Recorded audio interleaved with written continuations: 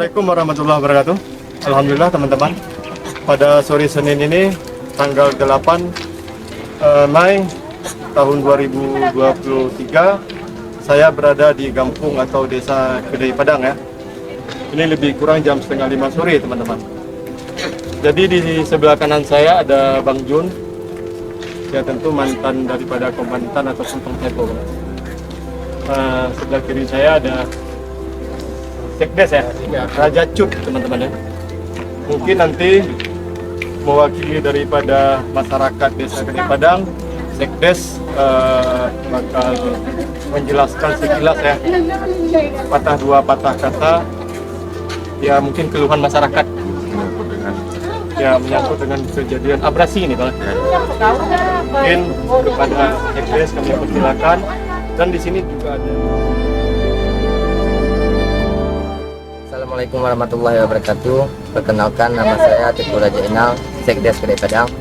Jadi musibah banjir ini terjadi pada tanggal 7 Mei 2023 bertepatan jam 3 pagi, dan pada hari ini abrasi Sungai Klut mengakibatkan robohnya jalan serta jembatan, dan juga yang kita antisipasi yaitu masjid yang ini hampir dekat sekali dengan sungai.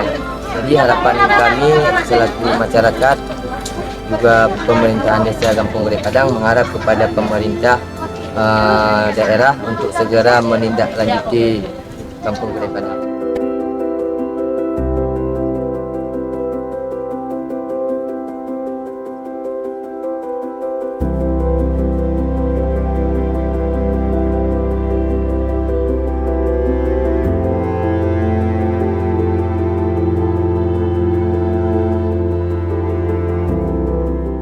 Dengan pernyataan Haji Ade dan Sekdes Kedai Padang tadi, Teguh Raja Inal,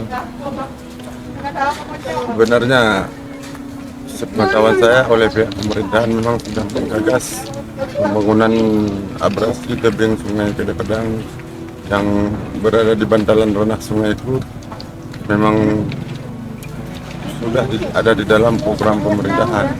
Tetapi tinggal kita menunggu tanggal dan aturan-aturan yang berlaku di pemerintahan. Karena sepengetahuan saya lagi, anggaran dari pemerintah pusat, APBN ataupun BNPB